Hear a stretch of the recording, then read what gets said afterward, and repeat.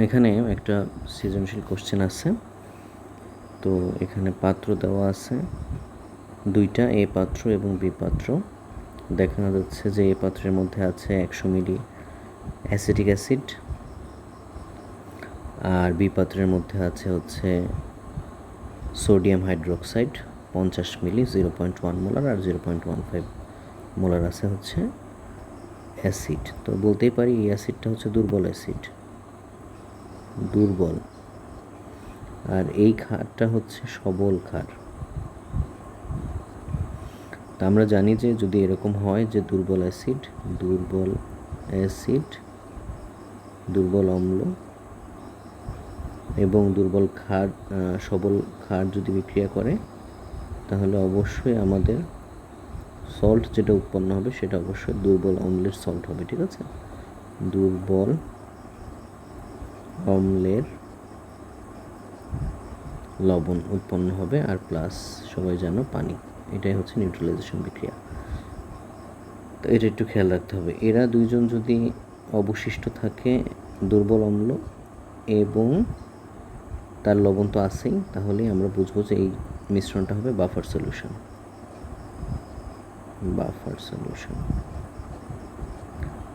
আচ্ছা, সেটা আমাদের এখানে পড়ার না। দেখি কি বলেছে প্রথম প্রশ্নে বলেছে যে এ পাত্রের পিএইচ নির্ণয় করা আছে। প্রথম প্রশ্নে আমরা চলে যাই। এ পাত্রের পিএইচ নির্ণয় করতে বলছে। তাহলে এ পাত্রে আছে হচ্ছে দুর্বল অ্যাসিড। দুর্বল অ্যাসিডের জন্য পিএইচের সংকেত খুবই ইজি। আগে হাইড্রোজেন আয়নের ঘনমাত্রা নির্ণয় করে নিতে হবে। অ্যাসিটিক অ্যাসিড আছে CH3COOH। যেহেতু দুর্বল অ্যাসিড তাহলে অবশ্যই উভমুখী তীর হবে। বিয়োজনে CH3COO অ্যাসিটেট আয়ন আর H+ তৈরি করবে। তো এই H+-এর ঘনমাত্রা আমরা আগে বের করে নেব, তারপরে আমরা সব কিছু বের করতে পারবো। তাহলে H+-এর ঘনমাত্রা নির্ণয়ের সূত্র হচ্ছে Ka/C। তো আমার সব কিছুর মানই দেওয়া আছে। √Ka হচ্ছে দেওয়া আছে 1.88 × 10⁻⁵ ইন্টু C হচ্ছে দেওয়া আছে 0.15 ইজ ইকুয়াল টু, যদি ক্যালকুলেটর থাকে তাহলে তোমরা করে ফেলতে পারো। হ্যাঁ, আমার কাছে ক্যালকুলেটর আছে। উত্তর আসবে হচ্ছে 1.679 × 10⁻³ মোলার। এই হচ্ছে H+-এর ঘনমাত্রা আসছে। তো H+-এর ঘনমাত্রা যেহেতু পেয়ে গেছি, এখন উভয় পক্ষ আমি যদি মাইনাস লগ নিয়ে নিই তাহলে কিন্তু আমি পিএইচ পেয়ে যাব। তাহলে minus log H+ is equal two minus log 1.679 × 10⁻³ তাহলে অ্যান্সার আসতেছে হচ্ছে এই মাইনাস, এই পুরোটাই হচ্ছে কিন্তু আমার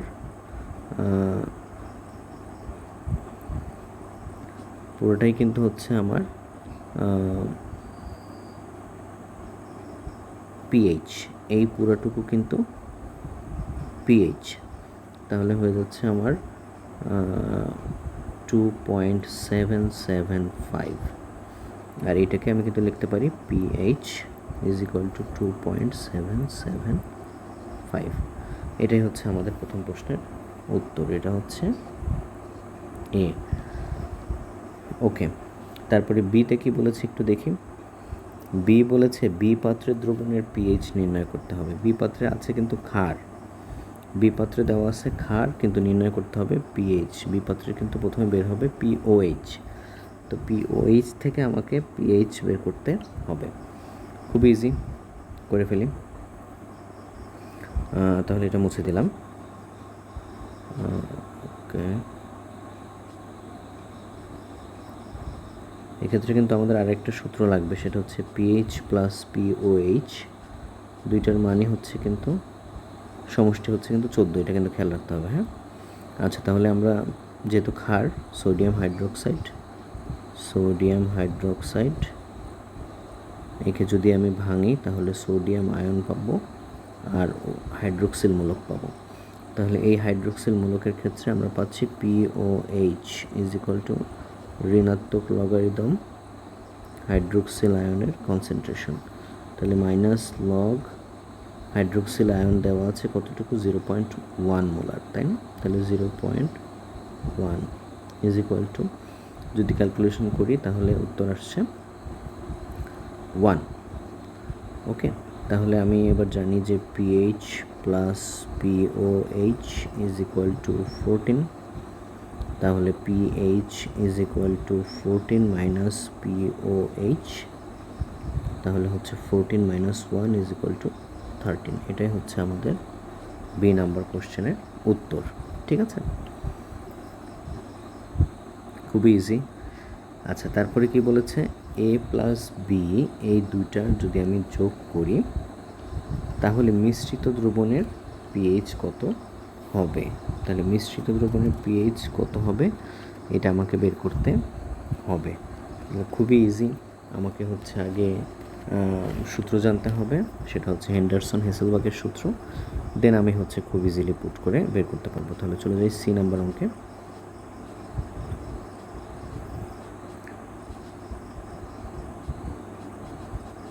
সি নাম্বার অঙ্কে চলে যাই সি। তাহলে আমি যদি এ প্লাস বি করি তাহলে বিক্রিয়াটা আসতেছে কীরকম, এখানে লিখি CH3COOH দুর্বল অ্যাসিড প্লাস সবল ক্ষার, তাহলে হচ্ছে দুর্বল অ্যাসিডের লবণ CH3COONA প্লাস পানি। এই হচ্ছে আমাদের মূল বিক্রিয়া। ঠিক আছে, তাহলে আমি দেখতেছি যে অ্যাসিড কতটুকু আছে, ক্ষার কতটুকু আছে, আর লবণ কতটুকু হয়েছে, এখান থেকে কিন্তু আমাকে বের করতে হবে। তাহলে আমি আলাদাভাবে এদের মূল সংখ্যা বের করে নিই।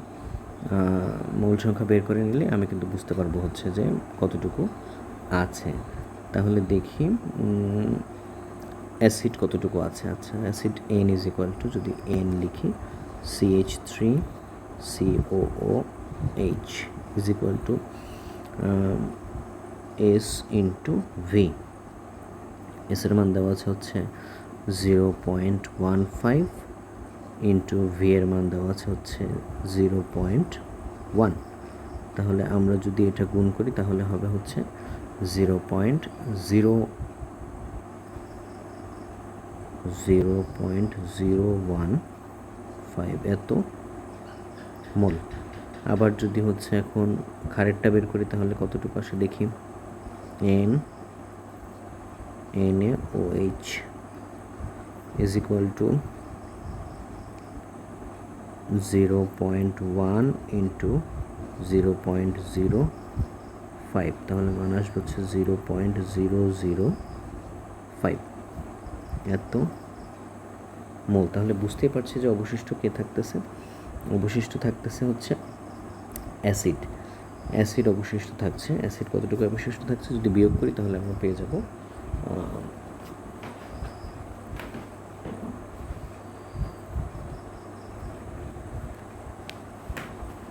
0.015 বিয়োগ 0.005, তাহলে বিয়োগ করতে আসছে 0.015 বিয়োগ 0.005, 0.01, তাহলে 0.01। এই 0.01 মোল আছে হচ্ছে অ্যাসিড, 0.01 মোল আছে হচ্ছে অ্যাসিড। তাহলে এই অবশিষ্ট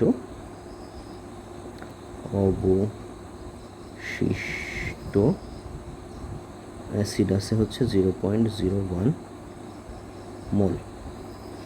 আর কতটুকু লবণ উৎপন্ন হয়েছে সেটা হচ্ছে সোডিয়াম হাইড্রোক্সাইড কতটুকু আছে সেটা দিয়ে ডিফাইন করতে পারবো, সেটা হচ্ছে 0.005 মোল, এত মোল। তাহলে এখন আমরা কিন্তু হেন্ডারসন হেসেলবার্গের সমীকরণ লিখে খুব সহজেই মান বের করে ফেলতে পারি। সূত্রটা হচ্ছে pH is equal two PKa plus log লবণের ঘনমাত্রা বাই অ্যাসিডের ঘনমাত্রা। আচ্ছা, তাহলে আমরা যদি মানগুলো বসিয়ে দিই তাহলে কিন্তু আমাদের হয়ে যাচ্ছে। তাহলে মান বসিয়ে দিই, is equal two minus log k plus log, আমরা জানি ঘনমাত্রা হচ্ছে মোল বাই আয়তন, মোট আয়তন আর কি। তাহলে লবণের মোল আছে হচ্ছে 0.005 ভাগ মোট আয়তন আমাদের আছে হচ্ছে 150, বিকজ এখানে আছে হচ্ছে 100 মিলি, এখানে আছে হচ্ছে 50 মিলি, যোগ করলে হয় 150 দিয়ে অঙ্ক করবো না, করলে হবে বিকজ দূরে তো কেটেই যাবে। লিখে দিই হচ্ছে 150, সেম নিচে থাকছে 0.01 বাই 150।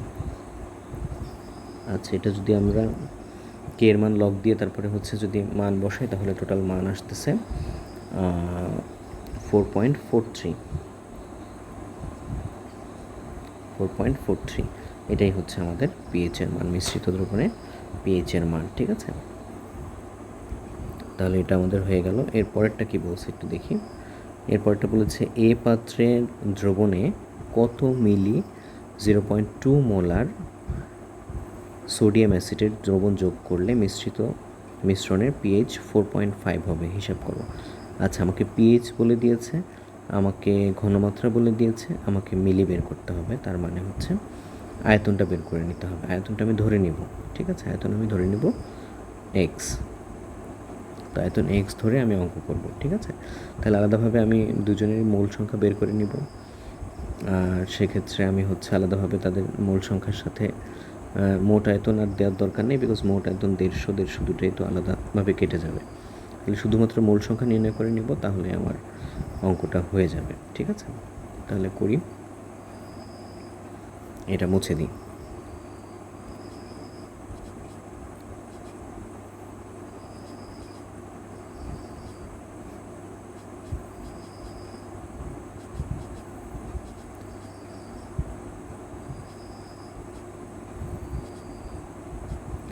তাহলে বলেছে কি যে কত মিলি 0.2 মোলার সোডিয়াম অ্যাসিড দ্রবণ যোগ করলে মিশ্রণের পিএইচ এত হবে। তাহলে অ্যাসিড কতটুকু দেওয়া আছে এবং ক্ষার কতটুকু দেওয়া আছে সেটা একটু দেখি। আমার অ্যাসিড দেওয়া আছে হচ্ছে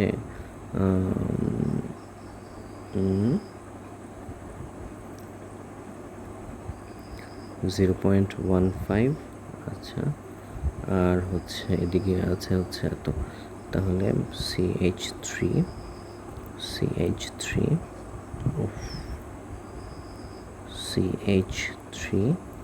COOH এর N যদি বের করি তাহলে হচ্ছে 15 0.015 আসে, 0.015 এস ইন্টু ভি করেছে আর কি। আর হচ্ছে আমার যে সল্ট দেওয়া আছে সে সল্টের ক্ষেত্রে আসতেছে NaCH3COONA দেওয়া আছে হচ্ছে 0.2 মিলি, 0.2 মোলার, 0.2 এস, আর ভি হচ্ছে আমি ধরে নিলাম ভি, তাহলে হচ্ছে 0.2 ইন্টু ভি এভাবে থাকবে, এত মোল, এটা হচ্ছে এত মোল। এখন জাস্ট আমি সূত্রটা বসিয়ে দেবো। সূত্র হচ্ছে pH is equal two PKA plus log লবণ বাই অ্যাসিড, লবণের ঘনমাত্রা বাই অ্যাসিডের ঘনমাত্রা।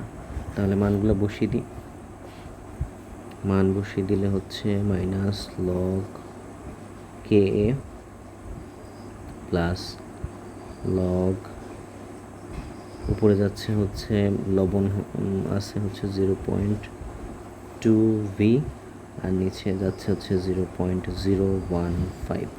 যেহেতু নিচে মোট আয়তন দিচ্ছি না, মোট আয়তন কাটাকাটি চলে যাবে, এই জন্য এরকমই রেখে দিয়েছি।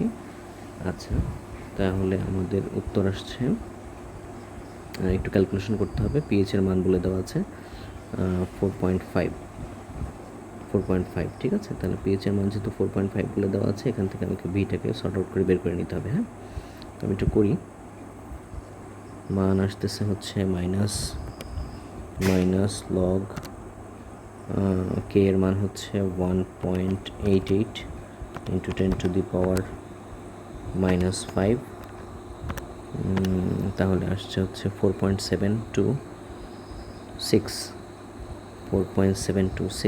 তাহলে 4.72673 যদি এ পাশে নিয়ে আসি, তাহলে হচ্ছে বিয়োগ করলে আসে হচ্ছে minus 4.5 is equal to 4.726 plus log যেটা আছে সেটাই বসিয়ে দিচ্ছি 2v 0.015। ওকে, তাহলে হচ্ছে এ পাশে নিয়ে আসলে ওটা মাইনাস হয়ে যাচ্ছে, তাহলে লগ থাকলে এ পাশে log 0.2v by 0.015 is equal to, দুইটা বিয়োগ করলে মান আসছে হচ্ছে -0.23। তাহলে লগ যদি ওপাশে নিয়ে যায় তাহলে 0.2v by 0.015 is equal to এন্টিলন 0.23। তাহলে হচ্ছে 10⁻⁻⁻0.23 করলে মান আসে হচ্ছে 0.589। তাহলে হচ্ছে v is equal to 0.589 into 0.015 by 0.2। তো এটা যদি ক্যালকুলেশন করি ইন্টু 0.015 ভাগ 0.2, তাহলে অ্যান্সার আসে হচ্ছে 0.0442। তো এটা আছে হচ্ছে লিটারে। আমি যদি চাই মিলিতে নিতে তাহলে আমি কত দিয়ে গুণ দিব? 1000 দিয়ে গুণ দিব। তাহলে আসে হচ্ছে 40.16, 44.16, একবারে 2 লেখা যায় আর কি, এত মিলি। এটাই হচ্ছে আমাদের কাঙ্ক্ষিত উত্তর। ঠিক আছে, ওকে। তাহলে এটা হলো ডি। পরেরটা কি বলেছে দেখি, এ পাত্রের দ্রবণে কত গ্রাম সোডিয়াম অ্যাসিটেট যোগ করলে পিএইচ 4 হবে হিসাব করো। খুবই ইজি, এটা নিজেদের করতে হবে। এখানে কত মিলি দেওয়া ছিল, এখন দেওয়া আছে কত গ্রাম, মানে W/M দিয়ে আমাকে অঙ্ক করতে হবে। আমরা জানি N = W/M, এই সূত্রটা দিয়ে আমাকে অঙ্ক করতে হবে। ঠিক আছে, তো এটা কিন্তু নিজেদের করতে হবে। ওকে, তারপরে কি বলেছে দেখি, এই পাত্রে দ্রবণের সাথে কি অনুপাতে সোডিয়াম অ্যাসিটেট যোগ করলে মিশ্রণের পিএইচ 5 হবে হিসাব করো। আচ্ছা, পিএইচ 5 হবে আমাকে হিসাব করতে বলেছে। তো এটা খুবই ইজি, আমরা করে ফেলি। হ্যাঁ, কী অনুপাতে আমাকে রেশিও চাইছে আর কি, রেশিওটা চাইছে, রেশিও আমরা বের করে ফেলি। ওকে, সূত্র কিন্তু একটাই, হেন্ডারসন হেসেলবাকের সূত্রই আমাকে ইমপ্লিমেন্ট করতে হবে। জাস্ট পিএইচের মান বলে দেওয়া আছে, মান শুধু বসিয়ে দিব। ঠিক আছে, তাহলে আমি সূত্রটা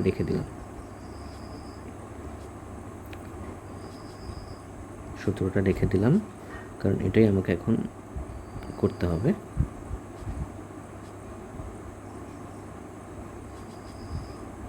ওকে, বোঝার সুবিধার্থে আমি এগুলো সব মুছে দিলাম। ওকে, তাহলে এখানে আমাকে বলে দিয়েছে পিএইচের মান বলে দিয়েছে, পিএইচ হচ্ছে 5, তাহলে 5 লিখে দিলাম। পিকে এর মান আমরা পেয়েছিলাম 4.73, আগের অঙ্কে করেছি কিন্তু এই জন্য লিখলাম না। ঠিক আছে, প্লাস লগ আমি হচ্ছে লবণ দিব CH3COONA এর ঘনমাত্রা, আর অ্যাসিড হচ্ছে CH3COOH এটার ঘনমাত্রা। এই আচ্ছা, এখন যদি বিয়োগ করে দিই তাহলে কত আসে? 5 থেকে যদি ওটা বিয়োগ করি তাহলে আসে হচ্ছে 5 বিয়োগ 4.73, মান আসে হচ্ছে 0.27। তাহলে আমি লিখতে পারি log CH3COONA by CH3COOH is equal to 0.27। আচ্ছা, তাহলে এখন যদি এটাকে ইন্টিলগ করে দিই তাহলে আমাদের অ্যান্সার পেয়ে যাব। তাহলে হচ্ছে CH3COONA এটা is to CH3COOH is equal to log antilog 10 to the power 0.27। তাহলে 10 to the power 0.27 যদি হয়, 10 to the power 0.27 যদি করি, অ্যান্সার ইজ ইকুয়াল টু মান আসবে 1.86 ইজ ইকুয়াল টু 1.86। ইস্টু করলে এখানে ইস্টু আসবে 1। এটাই হচ্ছে আমাদের উত্তর, এটাই হচ্ছে আমাদের উত্তর। ঠিক আছে, তাহলে এই পর্যন্ত থাকলো, এটা আমাদের হয়ে গেল। একটা অঙ্ক তোমাদেরকে বাড়ির কাজ দিলাম, সেটা হচ্ছে ই নাম্বারটা করে আমাকে দেখাবে। ঠিক আছে, থ্যাংক ইউ।